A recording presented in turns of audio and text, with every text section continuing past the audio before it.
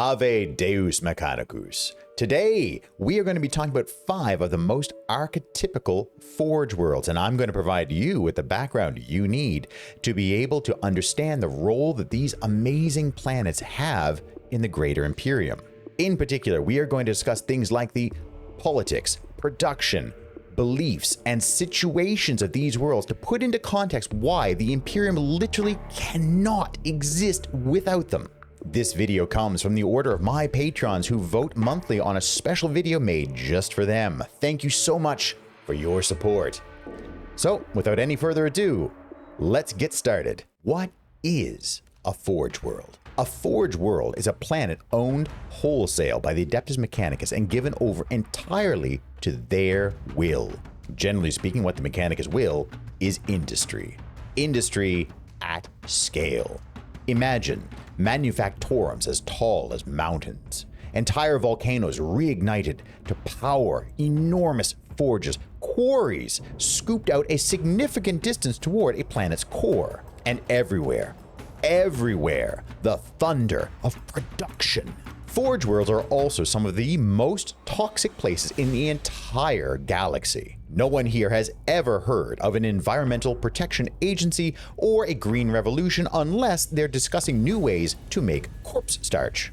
Industrial runoff is channeled straight into long dead seas. The skies boil with acid rain and electrical storms the likes of which you have never seen before. The very air is a choking, grit-filled haze, and this, my friends, is on a nice day. For all that a Forge World is death to anyone without augmetic respiration and internal purifiers, they are literally the lifeblood of the Imperium's war machine as well as its commerce and agriculture. In the far future, the Adeptus Mechanicus has a complete monopoly on all machines and technology, including their maintenance. That means that for everything from an agri-world's harvesters to the mighty titans that bestride the battlefield like gods, everything is completely owned, maintained, and run by the Adeptus Mechanicus.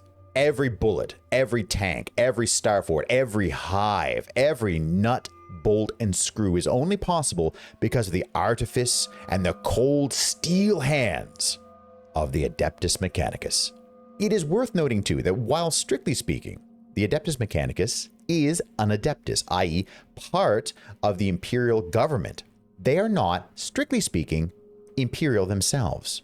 The Treaty of Mars, forged 10,000 years ago between the Emperor / Omnissiah and the then Fabricator General of Mars, guarantees strong autonomy for the Adeptus Mechanicus, as well as granting wide swathes of Imperial space for the Adeptus Mechanicus to directly administer. This is, of course, a recipe for disaster in typical 40k style, as we saw in some novels by the inimitable Chris Raitt. No spoilers, but if you haven't partaken in these books called The Vaults of Terra by Chris Raitt, I highly recommend you do so, as they give a great deal of insight into both Imperial governments and the inner mysteries of the Adeptus Mechanicus, as well as how giving a body total control over all the technology in your defense force, economy, and agricultural production can have some pretty serious ramifications when said force decides to do their own thing.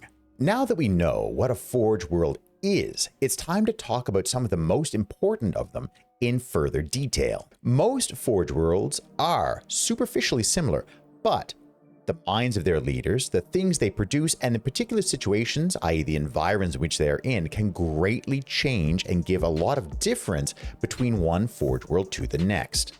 And again, I really want to stress, I've chosen 5. There are so many greater and lesser Forge Worlds that I'm not going to go into in great detail here, because that would literally be a several hours long video at the minimum to talk about every single Forge World in the Imperium. The following have been selected to give a good cross-section of what they do, what they produce, their character, how heretical they are, and their greater place in the security context of the Imperium. Agripinaa. Longtime fans of the setting will of course have heard of Agripinaa before. Agripinaa is the sole reason that Cadian was able to stand as long as it did, even against the 13th Black Crusade of Abaddon, the Despoiler. Without Agripinaa, there is no Cadia.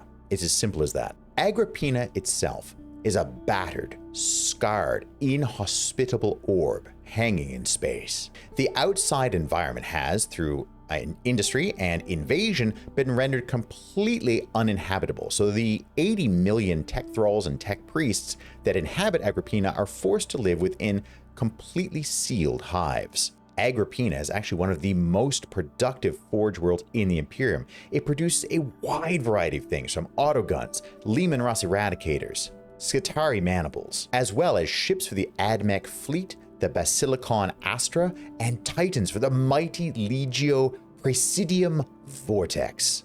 Mentioning the Skitarii briefly, Agripinaa has also recently been able to increase their production of battle servitors as well as Skitarii after the recent fall of Cadia. Why? So, of course, when Cadia fell, there were a lot of refugees, right? Never ones to let good resources go to waste, the tech priests of Agripinaa welcomed the refugees with open mechadendrites, provided, of course, that the refugees were willing to give up their status as free citizens of the Imperium and become either Skitarii, servitors, or tech thralls laboring in the forges of Agripinaa. This meant that the refugees were faced with three choices. One, try to find another safe place, regardless of the fact that there were chaos warbands running hither and yon, willingly scooping up these delicious little bands of refugees. Two, stay, accept the bargain, and become a literal slave to Agripinaa. Three, resist and try to force your way into Agripinaa and become a servitor at best.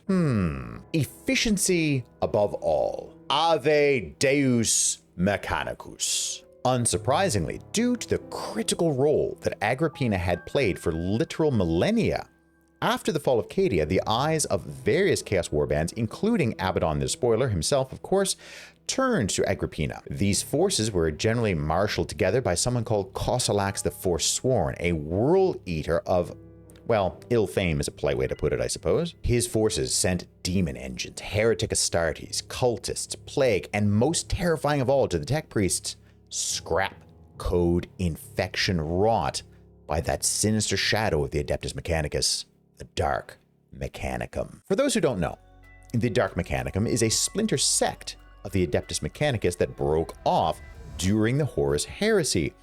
They're the kind of people, using the word somewhat loosely here, they're the kind of cyborgs, maybe even better, that think that studying demons is a very good idea, bottling demons and performing demonology even better, and then what we really ought to do once we've achieved those first two goals is to then put those ravening monstrosities from the warp into our weapons and computers, because how could that possibly go wrong? A bloodthirsty cogitator? Why not? What a great idea. Oh no. Also, for those who don't know why Scrapcode would be so threatening to the tech priests of Agripinaa, or indeed tech priests in general, it is a sort of viral infection, either transmitted wirelessly over something like a Vox broadcast even, or in a direct data spike to machine connection. These infestations are particularly pernicious for the Adeptus Mechanicus because everything down from the least cogitator all the way up to the most refined tech priest is connected by something called the Noosphere. The Noosphere is a sort of Adeptus Mechanicus wide intranet where everything is hooked up to and information flows freely, thus enabling great efficiency, but also causing untold problems in the event of Scrapcode infection. Troublingly too, this is not just a simple computer virus. This is actually a living thing. It is propagated by the forces of the warp, literal demons inhabiting the code and running rampant through the minds of the tech brethren and all of their associated units. These Scrapcode infections, of course, can render machines either useless or even in worst case scenarios, turn them entirely against their masters. For a tech priest in particular, this is really terrifying because, as you may know, tech priests are constantly striving to turn themselves into more metal than meat, to become closer to their Omnissiah. So you can imagine if, for example, you have a cybernetic hand and all of a sudden it starts trying to punch you in the face because now it's, well, not under your control anymore. It is under control entirely of this Scrapcode infection. And that's because you have implants in your brain also now under control of a Scrapcode infection that are giving instructions to your hand to beat you to a pulp, or maybe put in the code to open the door to let in all the cultists and heretic Astartes and demon engines and other bad things outside in. If you've played Rogue Trader, Owlcat's brilliant CRPG released in 2023, I believe, you will have seen this exactly on the world of Kiava Gama in Act 2. If you haven't played Rogue Trader, I highly encourage you to go ahead and do so. Also, Dark Heresy coming very, very soon. Coming back to Agripinaa. Agripinaa is also one of the staunchest adversaries of the Dark Mechanicus, frequently sending ships as so far as going directly into the Eye of Terra itself, that weird interface between the immaterium and the materium that exists, and attacking Dark Mechanicum Forge Worlds there, stunting the forces of chaos before they even get a chance to take a step out their front door. Thus, my friends, Agripinaa is not just a Forge World of Imperium, it is one of the single most critical worlds in the entire Imperium. It is no understatement to say that without Agripinaa, the entirety of Segmentum Obscurus, where Agripinaa is located, would fall to chaos in short order. Stygies VIII. If Agripinaa is a typical Forge world, then Stygies VIII is anything but, despite how it looks on the surface.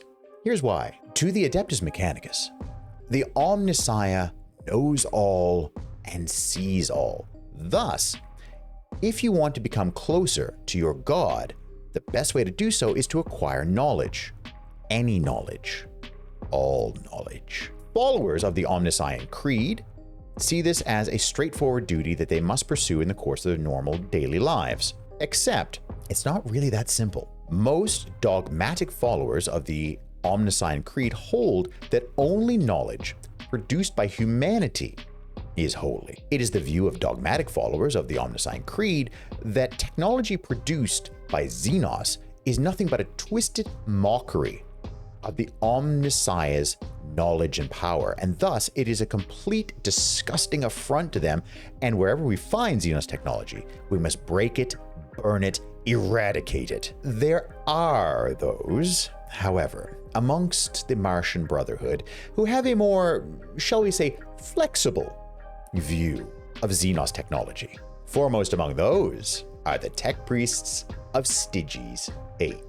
The 8th moon of Vulcanus seems to have been a very interesting place to a variety of Xenos species, as it is possible to find all sorts of leftover Xenos tech, as well as innumerable ruins in the area. Naturally, for those, again, of a more flexible bend of mind, it became very attractive and interesting to sidestep some of the more strict aspects of the Omnissiah Creed and to begin to investigate and sate their curiosity. It is unknown how long exactly the Forge World of Stygies VIII has been active, but it is known that even during the Great Crusade, it was a going concern, hosting not one but 2 Titan legions. This is no mean feat. Even Mars itself hosts 3 Titan legions.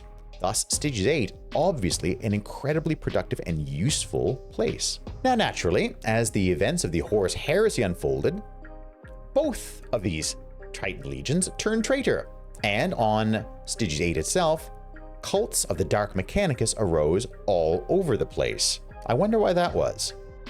It appeared that the Forge World of Stygies VIII and its rich bounty of both standard and non-standard, shall we say, technology was about to fall. Until, that is, the mysterious intervention of the Eldari. And they didn't conquer, they didn't burn, they stopped the uprising and vanished. Most curious, no? Since that time, a faction of tech priests known as Xenarites have existed on Stygies VIII. A Xenarite is a tech priest who is wholly dedicated to the study, interpretation, and then most heretical, the adaptation of Xenos tech into Imperial tech. Unsurprisingly, as a result of these transgressions, again, most especially the adaptation of Xenos tech, the tech priests of Stygies VIII have fallen afoul of his most holy Ordos, the Ordos Xenos of the Inquisition. The Forge World of Stygies VIII is the only one that I am currently aware of that regularly has running battles with the Inquisition in its halls. This is not a Forge World of the Dark Mechanicum. I must quickly mention, this is a strictly Imperial holding that is fighting with the Ordo Xenos regularly. For those who do not know what the Death Watch or the Ordo Xenos is, I have included a link in the video description to help you out. I have a video ready-made for you and your edification. Please check it out. Despite its highly unorthodox studies, Stygies VIII does play a vital role in the continuation of the Imperium. Stygies VIII produces some of the finest munitions in the entire Imperium, as well as Leman Russ Vanquisher variants and Manticore variants. They are also home to a storied legion called the Legio Honorum. If Stygies VIII were even a scrap less important, I can assure you that by now the High Lords of Terra would have either declared it Traitoris Excommunicatus and nuked it from orbit, or made sure that the Adeptus Mechanicum wholesale took the planet over and removed all of these intransient tech priests. So, again, just in case anyone should decide that the Stygies VIII is too much of a threat or too heretical or whatever else, what they've done is they have gone so far as to send tech priests to Holy Terra to infect the Adeptus Administratum records with a scrap code that constantly replicates and deletes any information that might be critical of Stygies VIII. The Adeptus Administratum is aware of this, but because the code keeps replicating and then deleting itself, they can't prove anything, which means that not only are Stygies VIII at war, essentially, with the Order Xenos, they're also engaged in a bureaucratic scuffle with the Adeptus Terra. I love everything about Stygies VIII. Scaevola, the Stygies VIII representative in the newly released Mechanicus 2, is one of my absolute favorite priests in the setting. I adore her. I adore Stygies VIII, and I encourage you to check them out and support them. They're fantastic. Graia. Graia is located in a region of space called the Belt of Iron, a world rich in resources and minerals located along the intersection of the borders of Segmentum Pacificus, Tempestus, and Obscurus. Graia has been a bedrock of the Imperial war machine since the start of the Great Crusade and has remained steadfast ever since. As a matter of fact, Graia is so influential and so powerful that it is given authority over vast sections of the Segmentum Tempestus and the Belt of Iron. Naturally, when the Horus Heresy began, and representatives of the Dark Mechanicum, then nascent, of Calbor Hall began going around and trying to gather up forces to join their side, they found so many ears willing to listen. Graia had been running roughshod over its neighbors for far too long, asserting its preeminence, devouring resources. So when the Dark Mechanicus came knocking on the door, literally most of the Belt of Iron Forge Worlds rose up to attack Graia and its holdings. The conflict that resulted was known as the Cataclysm of Iron, and it reduced the Belt of Iron from an almost unparalleled seat of production and power to the still very important but much reduced area that it is now. This is due largely to the fact that most of the Forge Worlds at that time were either irrevocably corrupted, outright destroyed, or had the vast majority of their infrastructure crippled and were never able to recover their feet, basically. In modern times, Graia is the home of many important things the Imperium needs on a daily basis, most especially war material. Graia is especially famed for its armor production, producing variants of the Manticore, the Hellhound, the Trojan, and the Rapier. Space Marine and Darktide fans will also, of course, recognize Graia from its quality hand weapons, notably the Vengeance grenade launcher from Space Marine 1 and the Braced Graian autogun from Darktide. Also from Space Marine 1, people will recall that Graia is the source of many, many Titans, including all the way up to the famed Imperator class. Ave Imperator. Ave Deus Mechanicus, the Omnissiah. Failure in the production, as very nearly happened in the events of Space Marine 1 and then subsequent invasions later on in history, almost derailed the production of those vital Imperial Titans, which would have caused untold damage to various Imperial war fronts the galaxy over. Losing a critical production area like Graia, would upend all number of Imperial war fronts. Graia, like Agripinaa, as I mentioned before, is a critical resource the Imperium cannot exist without. One more interesting thing about Graia is that the name Forge World does not actually refer to the world Graia is stationed on. Graia's most important feature is actually the ring fort that floats above it. Again, players from Space Marine 1 will be well aware of where that was and what it meant to the Chaos forces invading. This ring is called the Graian Crown. The Graian Crown is, on the surface, an immense space fortress as well as a foundry of untold wonderful complexity. In addition, it houses an incredible secret. Using vast plasma engines, the likes of which the Imperium can no longer reproduce and in fact can barely maintain, the Graian Crown can leave Graia and also travel within the Imperium. Imagine a hive the size of a continent taking flight, traversing to the system's Mandeville point, then disappearing. This means that not only can it freely travel to go where it need be, it can also by itself harvest new resources from worlds of interest as determined by explorator fleets.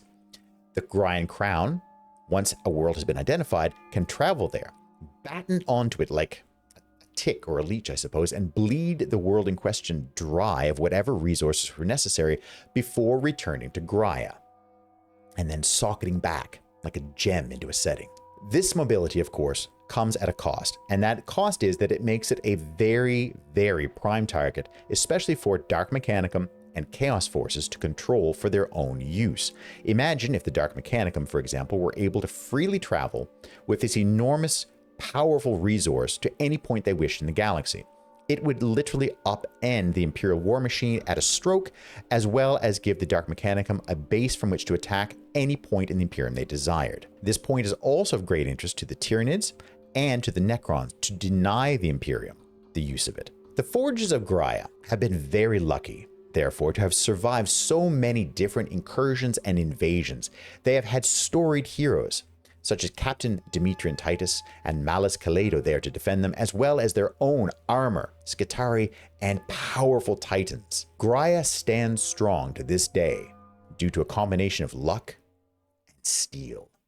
Metalica. No, not that one. Forge World Metalica is going to be very different from the Forge Worlds we've talked about to this point. The others, despite their views about production, tech heresy, baseline humanity, other things, all have one common thread. And this common thread, and this is true again even for the tech priests of Stygies VIII, they view the Omnissiah as holy, the Omnissiah Creed as important, the quest for knowledge paramount, and the Fabricator General of Mars as the overall master of the Adeptus Mechanicus. Here is where Metalica stands apart. When contact was first made during the Great Crusade, Metalica was already a multi-system empire.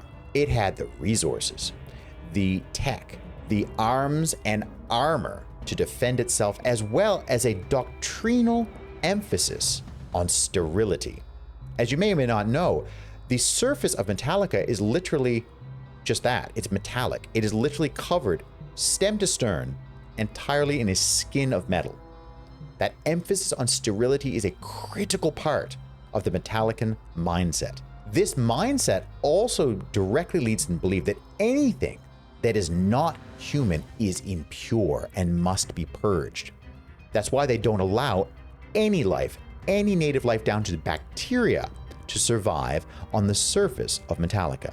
Their great strength and the initial unfortunate aggression of explorator fleets that reached Metalica led to a very poor beginning to their relationship with the Imperium, and thus to a standoffish attitude that persists to this day from the denizens of Metalica toward the Imperium as a whole. They were eventually granted status within the Greater Imperium, as well as membership to the Adeptus Mechanicus, but again, that standoffish is there, that prickliness, that unwillingness to accept outside interference, to infest their blessed purity. During the heresy, Metalica did in fact declare for the Emperor, but large portions of the Metalican populace was persuaded by the words of Kelbor Hall and turned against the leadership of Metalica, thus initiating a very dirty civil war. And again, this uprising was not unexpected. Metalica, to this day, does still harbor that attitude, as I've said, and it was really present, especially in the beginning, when all of a sudden, after withstanding Old Night, here are these strangers knocking on their doors, telling them that, oh yes, by the way, Mars is preeminent, and you are now part of this galactic empire. Yeah, really rubbed them the wrong way. Metalica still does, of course, maintain the bounds of propriety. They do obey all of their oaths of fealty and loyalty. They produce a variety of very useful things for the Imperium, but there's always that distance. Even the color scheme chosen by the priests of Metalica is a rejection of the supremacy of Mars. If you look at the color scheme I've linked on the screen, as well as Lector Dogmatus Videx from Mechanicus 2, you will note Martian red is reduced to, at best, a trim color. And the pure white, that sterility of the machine, of steel, is predominant. Despite these difficulties, Metalica is undoubtedly a staunch ally of the Imperium, and it is true that their role in the Ultima Segmentum is critical. The Imperial conflict against the Orcs in the Caradon sector, Space Sharks, where are you at? The war in Armageddon, and multiple other points would all buckle and fail without the influx of Skitarii and machines such as the Tarantula Sentry Turret, Space Marine 2 fans, that come from Metalica and blaze with machine spirits of indomitable purity. Also, the Magi from Metalica are tech priests and engine seers beyond compare. All of those war fronts would completely fail to exist without supply from Metalica. Mars. I've saved Mars for last. It is the greatest Forge world of them all. It is home to 3 Titan legions. It is home to the Fabricator General, to the ruling synod of the Adeptus Mechanicus, innumerable Skitarii, manufactori that cover the entirety of the planet, Skitarii, researchers, tech priests, the horrors of the Noctis Labyrinth. Perhaps most importantly, in a time when information is fragmented and lost, Mars is home to data vaults that predate the Empire, going all the way back through the Dark Age of technology, and even beyond. The very first stirrings of scientific knowledge on Holy Terra were recorded and remain in the data vaults of Mars. I'm going to share some inside information right now, and this is a spoiler for various plot points of Mechanicus-related books, so if you do not want spoilers, I'd encourage you to skip ahead about 30 seconds to catch up with me when I talk about the effects of Mars on the Imperium as a whole. In the Noctis Labyrinth, as I mentioned in the introduction here, there's a secret, and that secret is horrifying to consider. There is a Catan shard, a Necron star god, imprisoned in the Noctis Labyrinth. Are you kidding me? What? That is literally the end of Mars and Terra. Oh no. Oh no. And no Emperor to stand toe-to-toe with it this time. Mars has an extremely outsized effect on the Imperium comparative to its size because of its religious, scientific, and production value. Mars dictates the dogma of all Forge worlds. It decides which research advances and which doesn't. It decides where the explorator fleets go and indeed when they go. It literally decides the Emperor's life or death. It is only through Martian endeavor and, whisper it, Xenotech, that the Emperor is even alive today on his golden throne. It functions as an amalgam of Xenotech and Imperial tech and is poorly understood, and it is failing. A recent trilogy of books, which I mentioned earlier, called The Vaults of Terra, goes into deeper detail on this. There is a conspiracy, my friends, that drew in even the Fabricator General of Mars himself. This conspiracy relates directly to the Emperor, and also to the Astronomicon, that psychic beacon without which ships cannot sail effectively through the warp, as we've seen in Imperium Nihilus, which is cut off from the Astronomicon. I cannot highly encourage you enough to go and read the Vaults of Terra. In the early days, long before the Emperor ascended to primacy over mankind. Mars stood apart, an empire unto itself, a beacon of light and rationality in a universe that was cold, distant, dark, and threatening. This is, of course, 40k, and nothing good ever lasts. Disaster struck when, during the Age of Strife, a warp storm of unprecedented scale and power blew up and disabled the planet's atmospheric shields, thus exposing the entirety of the surface to perilous levels of radiation. The survivors of this tumultuous event were forced to seek shelter wherever they could find it, and most of the surface of Mars was given over to cannibalistic mutants, automata driven insane by the radiation. It was at that time that the tech priests themselves came to exist, and eventually come out of their fallout shelters and regain control over the entirety of the planet. This was the nascent Mechanicum. Thereafter, Mars became a sole bastion of light and humanity in a rapidly darkening galaxy. Old Night essentially broke Terra and Luna both. The tech priests would often travel to Terra and Luna to plunder whatever they could from better days before being forced to flee due to the prevalence again of all kinds of warp-spawned madness. It was only with the final emergence of the Emperor and his grip on Terra and Luna that the setting as we are now familiar with began to take shape. The cooperation represented by the Treaty of Mars set the stage for a partnership that has lasted over 10,000 years, and this was started by a miracle. For all that the Emperor wants to protest, I'm not a god, right? Literally, the single thing that swayed the tech priests more than anything else was this. The Emperor descended to Mars with technology that immediately the tech priests craved. His ship was of a refinement unknown in that age, from a better age. He lands on Olympus Mons, the tallest volcano in the solar system. He's surrounded by tech priests, by their forces, by knights. One of the knights has a damaged actuator in its knee. The Emperor turns to face the knight and his pilot. He reaches out one golden hand and touches the knight's knee. Machine, heal thyself. And just like that, with a single touch, the machine is healed. The joint flows freely again, moving as if it was freshly forged. The Omnissiah is amongst us, went the cry. Amazing stuff. I honestly, things like that, I know the Emperor's doing his best, but really, if you're going to do miracles, you cannot blame people for saying you're a god. You really can't. You just can't. Since that time, there have been ebbs and highs to the relationship of Mars to Terra. But the truth is that Terra could not exist without Mars, and Mars would cease to exist if the Fabricator General and the Synod of Mars went back on their oaths of fealty and the Treaty of Mars. They are now locked in a mutually symbiotic relationship. Guns would run dry.